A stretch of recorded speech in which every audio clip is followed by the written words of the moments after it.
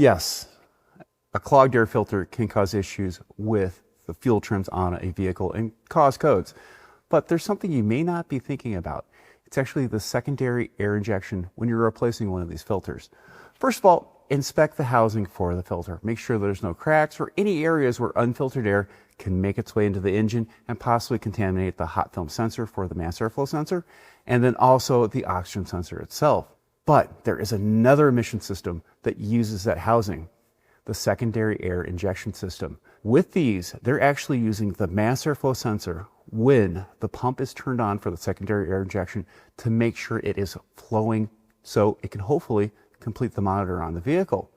But some vehicles have taken this to another level.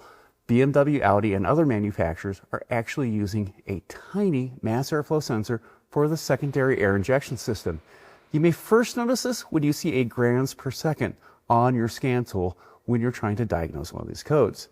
So it is important that that tubing, the mass airflow sensor, and the housing itself have integrity to be able to measure when the pump comes on. If it doesn't, it's going to set a code. So just keep these things in mind when you're looking at a secondary air injection code or even stuff with fuel trims, that it might be the air filter and also the housing. I'm Andrew Markell. Thank you very much.